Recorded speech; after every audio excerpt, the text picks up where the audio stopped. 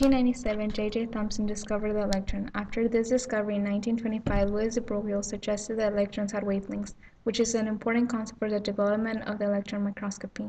2 years later, electron diffraction was demonstrated through the Davis-Germer experiment, while transmission was shown by Thomson and Reid. In 1931, Ernest Rutherford and Max Noel were the first to build a transmission electron microscope. The first commercial transmission electron microscope was created by Metropolitan Vickers in 1936. In 1938, it was perfected by Simons, Ruska, and von Boris Mullen. Then 10 years later, the first commercial CEM was released in the UK by Cambridge Instrument Company. The scanning electron microscope, or SEM, utilizes a stream of high-energy electrons around 5 to 100 keV in energy directed towards the sample. The beam of electrons is accelerated in a vacuum through a field of positive potential, and with the use of electromagnetic lenses, these electrons are focused onto a metal-coated sample or other specific material. The electron-sample interaction yields a variety of signals due to the dissipated energy. Each different signal obtains specific regions of the image and affects how the image is acquired.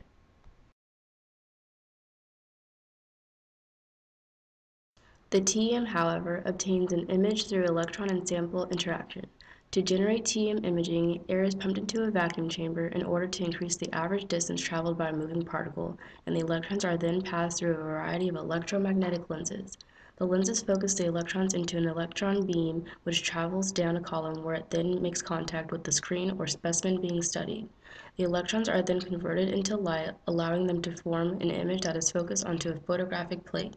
The electron-sample interaction yields a variety of signals due to dissipated energy.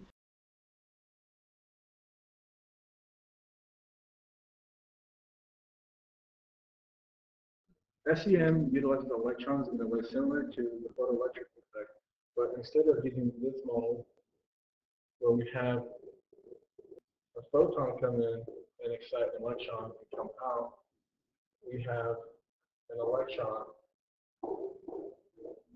come in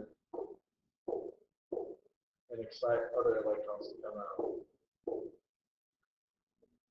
Images are produced in SEM by using an equation similar to the photoelectric effect equation, but instead we have the kinetic energy of an emitted electron is equal to the energy of the electron beam minus the work function of our sample. The kinetic energy of an electron is equal to 1/2 mv squared, where n is the mass of the electron and v is the velocity of the electron as it's being emitted. Energy of the electron beam has to be considered in a different way because as the electron reaches near the speed of light, we have to consider its relativistic momentum because as electrons reach the speed of light, their mass tends to change.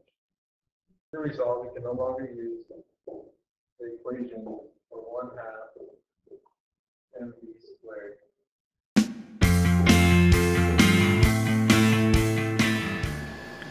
Hi, I'm Michael Lerner. I work in the Leopard Lab, and this is the scanning electron microscope.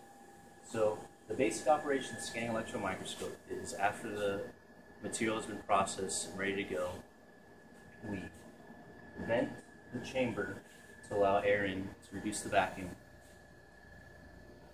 Once it's opened up, we put the sample that's on an aluminum stud onto one of these 7 pieces, or one of these 7 holes. We close it, we pump it, and the pump sucks air out of the chamber, increasing the vacuum. My name is Aaron Cowles. I work in Valerie Leopard's lab, and I do research on solar selective coatings made of aluminum and aluminum oxides. What is the general voltage that the electrons are accelerated to? So we normally use a potential of 20 volts, but it can vary from very low, from about 5 up to 30 for our machine.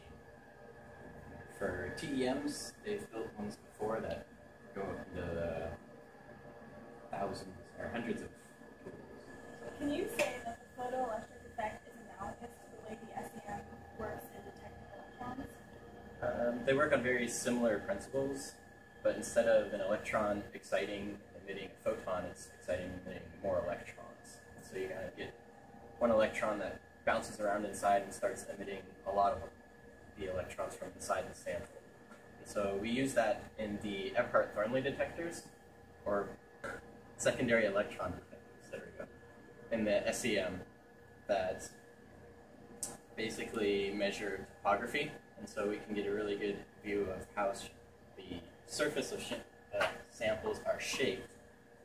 And we can also use a backscatter detector, which basically works on the principle of electrons coming in, bouncing off the surface of the sample, and then going into the detector to get an idea of elemental composition. And so if we put both detectors together, we can get kind of a topographic and elemental composition from our SEM image.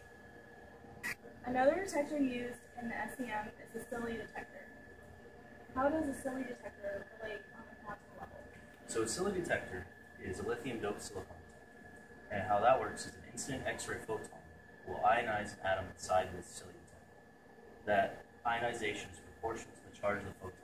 So once that charge is reported, we can have a good display of the energy of that photon. And the process will repeat again, reset for the next incident photon. Once that happens, we can chart different charges that were recorded by the Silly detector to give us somewhat of a map of how our sample. What is your research conducted on? So my research is on solar selective coatings, which are basically metals covered with metal oxide layers used to collect solar energy at temperatures far above the ambient.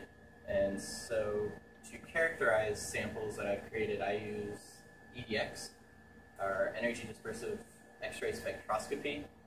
It's a sample that, or it's a technique we use in the SEM that's based on the photoelectric effect, where one of the electrons we generate comes in, hits an electron in the inner shell, and excites that electron out to the outer shell, which it then promptly falls back down to the inner shell and emits an X-ray.